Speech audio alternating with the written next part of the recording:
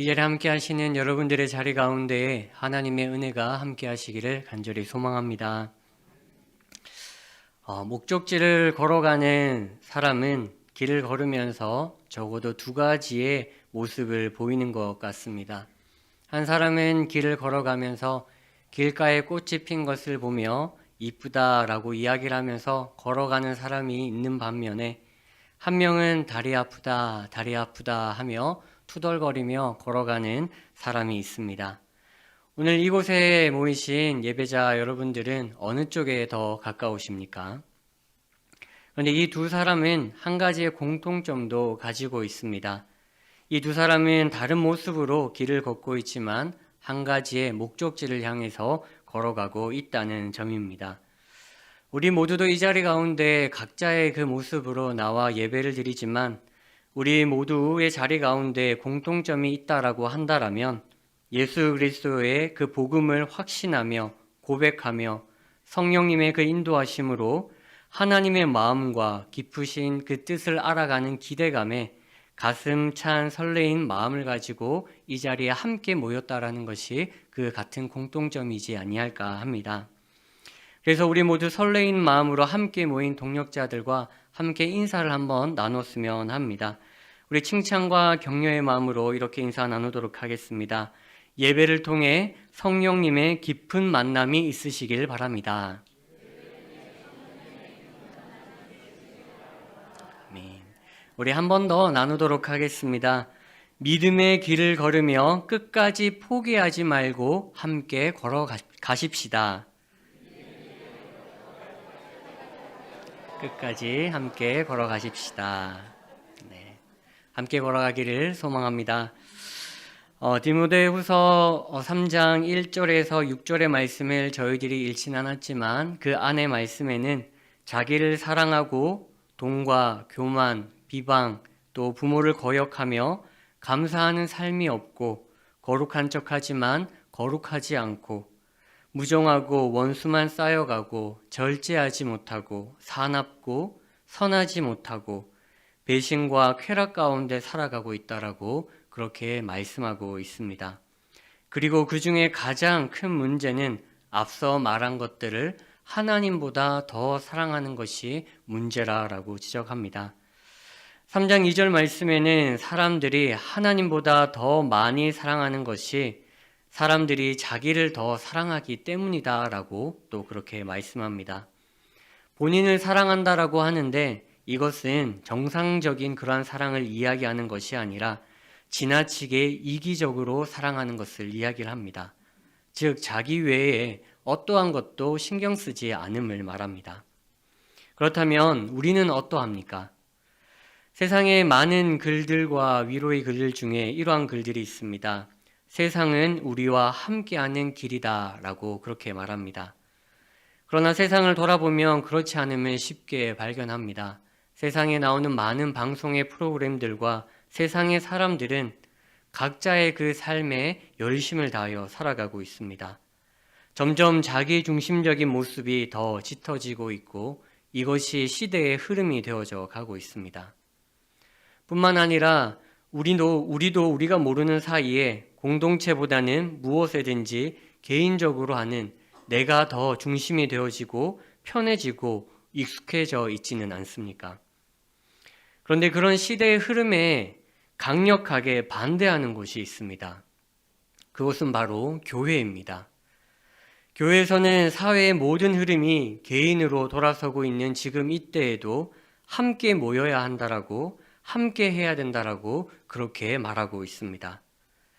시대가 이미 개인을 더 중요시하고 우리도 개인을 중요시하고 있다라면 우리는 왜 이 자리 가운데 추석 명절을 맞이하여 가족이 함께하는 시간들 가운데에 우리가 이 자리에 나와서 함께 예배하며 교회에서 예배를 드리고 있습니까? 그리고 이곳에 있을 수 있는 이유가 무엇입니까?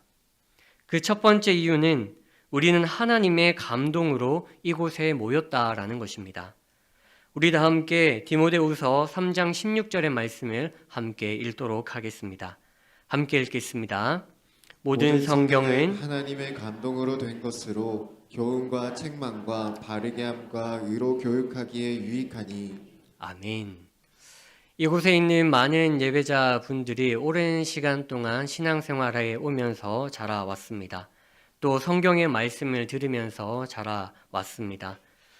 저희들은 열정적인 노력은 아니더라도 예배와 성경 공부 또 모임을 통해서 시간의 지남에 따라 하나님의 그 말씀을 간접적으로 듣고 더 알아가게 되었습니다. 그래서 성경 66권 중에 내가 좋아하는 말씀이 생기기도 하고 때로는 말씀을 통하여서 내 인생에 큰 변화를 줄 만큼 아주 귀한 말씀도 가지게 되었습니다. 그러나 우리는 여전히 예배를 드리는 한 주 가운데에 주일은 그저 우리가 있어야 할 자리로만 인식이 되어지거나 이유 없이 포기할 수 없는 습관적인 것으로 여겨질 때가 있다라는 것입니다. 즉 예배라는 부분을 우리는 우리의 삶의 절대적이라고 이야기를 하면서도 내 선택에 따라 언제든지 달라질 수 있다라고 생각하는 것이 우리 진짜 모습, 마음인 것입니다. 이것이 하나님의 감동으로 모인 우리의 모습이라는 것입니까? 오늘 말씀 가운데에 하나님의 감동이라는 말씀을 헬라어로 풀어서 이야기를 해주고 있는데 데오스, 프네오 이 두 단어를 합쳐서 하나님의 바람이라고 표현합니다. 즉 하나님이 숨을 불어 넣으셨다라는 뜻입니다. 이것은 우리가 느끼는 일반적인 감정을 이야기하는 것이 아니라 거부할 수 없는 절대적인 하나님의 감동을 이야기하는 것입니다. 성경 말씀에 많은 곳에 예시를 두고 있는데 그 중에 하나님께서 사람을 창조하시고 그 코에 생기를 불어넣으시는 순간, 또 홍해의 그 사건 가운데에, 또 에스겔서의 마른 뼈가 살아나는 환상 중에, 또 제자들과 여행하는 중에 바람을 꾸짖으심으로 바다와 바람을 잠잠케 하시는 이 모든 것들이 하나님께서 그 바람을 사용하실 때 그것을 받는 대상은 그것을 선택할 수 있는 것이 아니라 주시는 것이 절대적이었고 받아야만 했다라는 것입니다. 즉 성경 하나님의 감동은 우리의 감정의 감동으로 잠시 좋아하거나 특별함으로 기억하는 것이 아니라 하나님의 말씀인 성경인 주체가 되어서 우리에게 주어짐을 통해서 우리는 감동하며 느끼고 경험하게 되더라라는 것입니다. 지금 우리는 주말이 되면 세상 가운데 시끌벅적하게 되는 것을 보게 됩니다. 주말만 되면 세상에는 콘서트와 스포츠 경기 등으로 볼거리들이 가득 넘쳐나게 됩니다. 그리고 많은 사람들이 그것을 보기 위해서 티켓팅이 시작이 되면 5분, 10분 안에 매진이 되는 것도 보게 됩니다. 교회 공동체보다 내 자신을 위해서 즐길 수 있는 것들이 세상 가운데 너무나도 많다라는 것입니다. 그런데 우리가 성경의 말씀이 소중하다 여기며 교회에 모이기 위해 힘쓰는 이유는 무엇입니까? 그 질문에 다시 한 번 더 답변해 보자면 하나님의 말씀으로 인한 감동이 세상이 주는 어떠한 유익보다 즐거움보다 더 강력했고 내 모든 것을 다 바꾸어 놓았기 때문은 아닐까 하는 것입니다. 여러분 하나님의 말씀의 그 감동은 결코 잠시 잠깐의 그 위로 순간을 잊게 하는 얕은 것이 아닙니다. 평생을 살아도 어떠한 것으로도 능가할 수 없는 가장 깊은 감동인 것입니다. 이것이 우리가 하나님의 감동으로 성경의 말씀을 소중하다 여기며 교회에 있는 이유가 되는 것입니다. 이것이 우리가 나와서 예배드리는 첫 번째 이유입니다. 두 번째 이유는 성경을 통한 가르침입니다. 앞서 말씀을 나눈 것처럼 지금도 오래된 습관처럼 나오는 사람들이 있습니다. 그런데 습관으로 나오더라도 오고 가는 시간을 한번 생각해 보십시오. 적어도 3시간, 4시간을 투자하여서 이 자리에 나와 앉아 있다라는 것입니다. 여러분 시대가 지금 어떠한 시대입니까? 빨리빨리 흘러가는 시대이고 각자의 것을 채워가는 시대인데 3시간, 4시간을 사용하여서 하나님의 감동도 없이 이곳에 나와 앉아있다라는 것이 놀라운 일 아닙니까? 그럼에도 이곳에 나와 교회에서 예배를 드리는 그 이유를 다시 한 번 더 찾아보자면 그들도 모르는 사이에 성경을 통하여서 하나님이 누구신지 또 우리가 어떻게 살아가야 되는지를 말씀을 통해서 배우고 익히고 알아가게 되었다라는 것입니다. 성경 하나님의 그 감동을 통해서 무엇이 잘하는 것인지 또 무엇이 잘못된 것인지를 분별하게 되어졌다라는 것입니다. 로마서 12장 1절과 2절 말씀에 이렇게 말씀합니다. 우리 몸을 하나님이 기뻐하시는 거룩한 산 제물로 드리라. 이것이 영적 예배니라. 너희는 이 세례를 본받지 말고 라고 말씀합니다. 하나님은 노아 시대와 같이 강력히 경고하고 독려해도 사람들은 하나님의 뜻에 따라 살지 않고 가볍게 무시하거나 외면했습니다. 그리고 외면한 일들을 통해서 어떻게 결론이 나는지를 성경 말씀을 통해 배우게 됩니다. 그래서 우리는 하나님께서 어떻게 예배를 드리길 원하시는지 또 나가게 되는지를 우리는 배우게 됩니다. 즉 하나님의 그 말씀의 감동으로 우리는 느끼지 못하는 부분들이 있다라고 할지라도 말씀을 들음으로 배움으로 깨닫게 되어서 우리는 이 자리 가운데 나와 함께 예배드리며 나아가고 있다라는 것입니다. 이것은 세상의 지식으로도 어떻게 할 수 없는 하나님의 그 말씀의 가르침이 있기 때문에 가능하다라는 것입니다. 여러분, 우리는 앞서 두 가지를 나누었습니다. 교회에 나와서 예배드리는 이유. 그러나 이 두 가지를 통해서 한 가지를 더 목적을 가지기 위해서 가지도록 하고 있다라는 것을 말씀을 통해서 이야기를 해줍니다. 우리 17절의 말씀을 함께 읽어보도록 하겠습니다. 우리 17절의 말씀 함께 읽겠습니다. 이는 하나님의 사람으로 온전하게 하며 모든 선한 일을 행할 능력을 갖추게 하려 함이라. 아멘. 하나님의 감동으로 모인 것, 또 오랜 시간 들음으로 배운 것, 이들에게는 공통의 목표는 한 가지를 이야기를 하고 있는데 그것은 17절의 말씀과 같이 선한 일을 하기 위함이라는 것입니다. 하나님의 선한 일은 디모데전서 2장 10절과 5장 10절 말씀에 설명해 주고 있는데 우리 이 말씀도 함께 읽어보도록 하겠습니다. 우리 먼저 2장 10절의 말씀 함께 읽겠습니다. 오직 선으로 행하기를 원하노라. 이것이 하나님을 경외한다 하는 자들에게 마땅한 것이니라. 아멘. 우리 5장 10절의 말씀도 함께 읽겠습니다. 선한 행실에 증거가 있어 혹은 자녀를 양육하며 혹은 나그네를 대접하며 혹은 성도들의 발을 씻으며 혹은 환난 당한 자들을 구제하며 혹은 모든 선한 일을 행한 자라야 할 것이요. 아멘. 이러한 일들을 누구를 위해서 하는 것입니까? 하나님의 감동의 은혜로 받은 복음을 세상 가운데 다시 전하고 알리고자 함입니다. 이 선한 일들로 예수 그리스도의 그 죽음으로 모든 이들에게 구원이 열려 있음을, 구원의 문이 열려 있음을 기쁨의 소식을 전하는 것입니다. 바울은 비록 이러한 선한 일들을 통해서 고난을 피해갈 수 없다라고 그렇게 이야기를 합니다. 하지만 세상이 주지 못하는 구원의 이 소식을 우리가 받았으니 그 지혜가 있으니 기쁨의 소식을 마음껏 전하라라고 그렇게 권면합니다. 결국 세상은 지금도 나를 중요하게 여기는 이때에 교회는 시대의 흐름과 정반대되는 복음 안에 우리를 강조하고 있는 것입니다.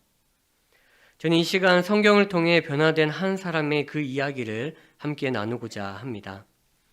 1962년 상병 고재봉이라는 사람이 있었습니다. 그는 부대에서 대대장 간부의 집에서 도둑질을 하다가 붙잡혀서 영창을 가게 되었습니다. 이후 원한을 품게 되었고 도끼를 들고 가서 그 일가족 5명을 죽이게 되었습니다. 그런데 문제는 그가 죽인 일가족은 자신을 영창 보낸 그 대대장이 아니라 그 사이에 교체되어 들어온 다른 대대장 간부였던 것입니다. 그는 살인죄로 감옥에 가게 되었고 사형 선고를 받았습니다.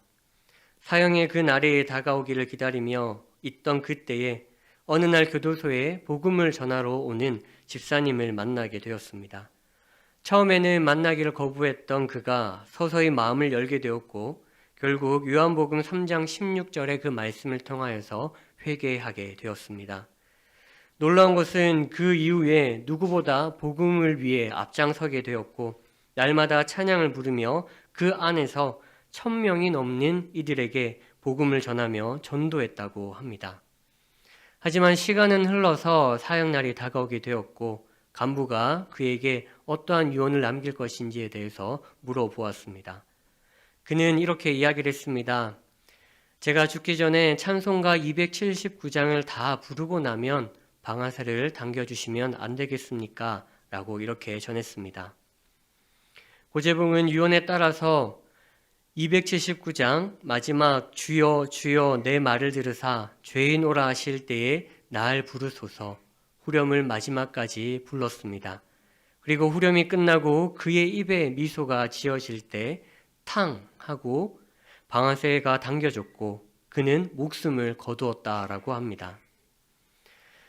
여러분, 가장 무섭고 변하지 않을 것 같던 한 사람도 성경의 말씀을 통해 변화되게 되어졌더니 하나님의 그 복음을 위하여서 어떻게 살아가게 되었는지 저희들이 함께 나누었습니다.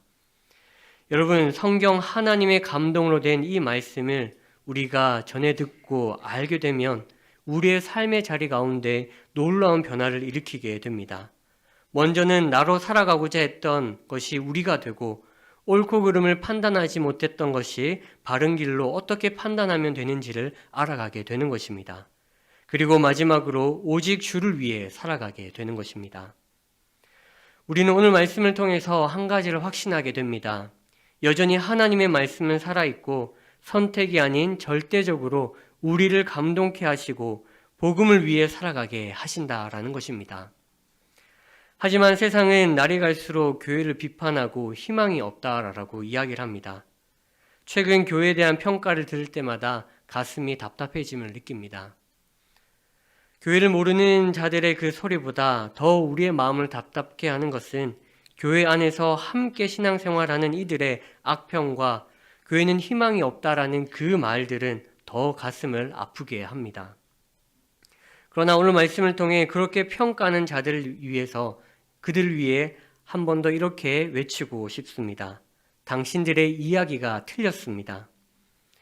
세상이 감당할 수 없는 선한 일들을 하는 교회는 여전히 이 땅 가운데 희망입니다. 그리고 유일한 희망입니다. 하나님의 말씀이 있으니 이곳이 유일한 가장 큰 희망입니다. 하나님의 말씀이 지금도 우리를 감동케 하시고 아직도 복음을 모르는 자들을 위하여서 일하고 역사하고 계시는 하나님이 있기에 이곳이 교회가 유일한 희망입니다. 산돌의 예배자 여러분, 우리는 하나님이 강력히 역사하시는 그 안에 살아가고 있습니다.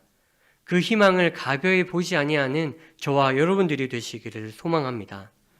하나님의 감동은 오늘도 우리 이 짧은 예배 가운데 우리를 감동케 하시고 우리의 마음을 새롭게 하십니다. 우리 예배자 모든 분들은 그 희망, 그 말씀을, 그 감동을 다시 한 번 더 붙드시고 희망 가운데 다시 한 번 더 앞서가는, 나아가는 여러분들이 되시길 바랍니다. 그렇게 한 주를 살아내시고 또 함께 모이는 저희들이 되시기를 간절히 소망합니다.